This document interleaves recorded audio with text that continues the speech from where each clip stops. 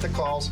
You'll eventually get the 20% back. That Silver Connect card is going to pay her co-payments. Remicade, I believe, is an injectable, and her hospitalization co-payments. And tell them to turn his Part B on.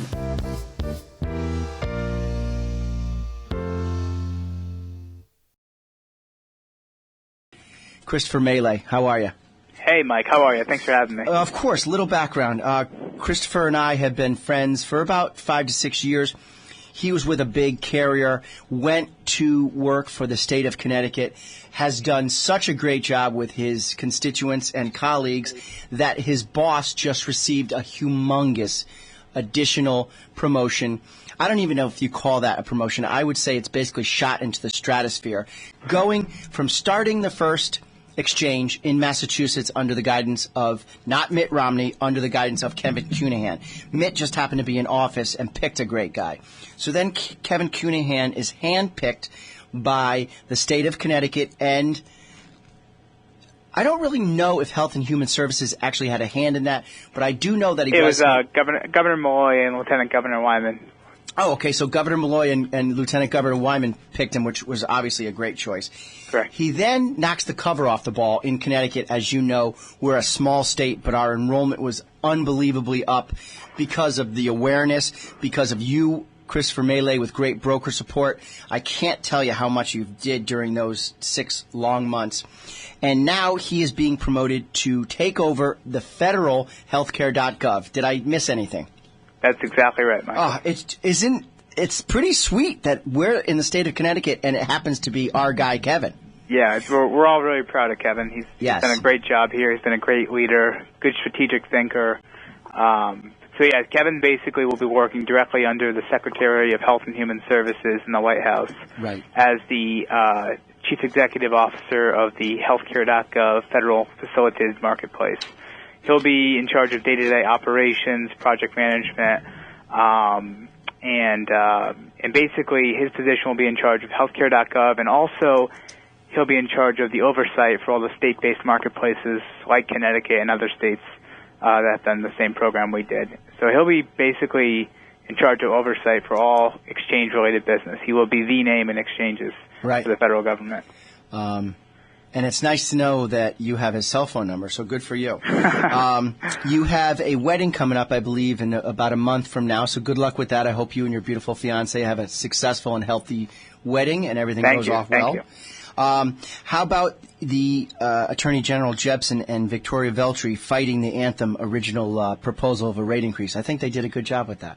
Yeah, absolutely. So, a little history. In Connecticut, we've always had different insurance carriers who propose high-level rate increases. Typically what happens is the insurance carriers will charge their actuaries with the responsibility of showing, improving, based on claims experience and some of the trend on the health insurance claims from the insurance carriers, why they deserve to have a rate increase of 10, 20, 30% if it's something enormous like that. So in some states, the insurance department actually made guidelines that say anything over a 10% rate increase on major medical or life insurance or whatever it may be needs to be addressed by a hearing. Now, Connecticut didn't make an official ruling on that, and they didn't put legislation through, but unofficially, the insurance department has basically stated that anything over a 10% rate increase for major medical insurance since the passing of the Affordable Care Act will go to a hearing, or it will at least be, challenged. Right. And it's not just challenged for the fact that it's too high, challenged for the fact that it's over 10%. We need to see how the trend looks and exactly why these people who are being renewed need to get such a high increase. So basically what happened in this recent scenario is that Anthem asked for a very high rate increase, much over the 10% that they should have been below. And the insurance department rejected that. And, we had some help from some of our legislators to work Anthem, make sure that they, they offered a fair and reasonable rate increase price. And I think the end result was that Anthem ended up with a 0.11 negative rate increase. Yeah. Basically it's zero. I mean, a lot of times, if you think about an insurance company that's going to have an actual 0% rate increase, you might as well put in a 0.001% increase. That way you can say technically you've had a decrease in rates. Right. Healthy Connecticut, another strong carrier that works with us, they had a rate decrease of, I believe, 8% or more. It was certainly the first one to come out with the decrease. Yeah, and it's a good trend to follow. Yeah, I couldn't agree more. Dr. Katz is watching his actuarial science numbers, and one of the reasons for Healthy CT is they didn't have such large enrollments, so they had a much better base of claims versus premiums to work with. Anthem really was the leading carrier in the state of Connecticut as far as enrollments were concerned. Yeah, absolutely. So their trend was just much higher because it was a lot of people that never had insurance. And in this first year, they are actually using it. Exactly. So another thing, were you aware, and I know you are because we rehearsed this morning, we are having another carrier enter the mix, and it's United Healthcare. Yes. So United Healthcare is going to be our fourth carrier on the individual health platform. Exchange. Mm-hmm. Exactly.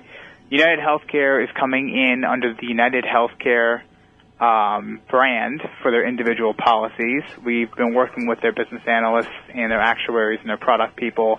We're hoping they put out a nice, robust product. We're hoping for a strong network. Just like in every type of business there is, the more competition you have, the better.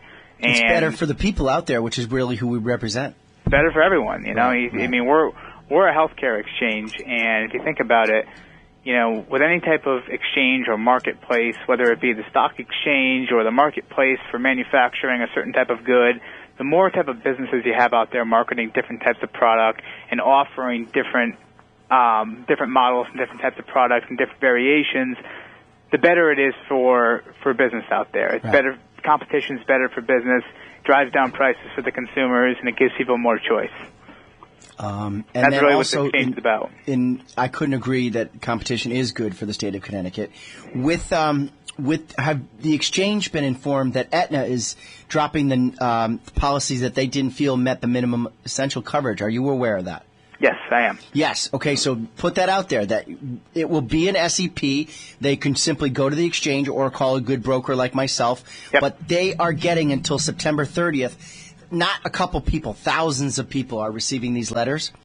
So people out there, don't worry. AccesshealthCT or Access Health Connecticut is there for you. It's extremely user-friendly.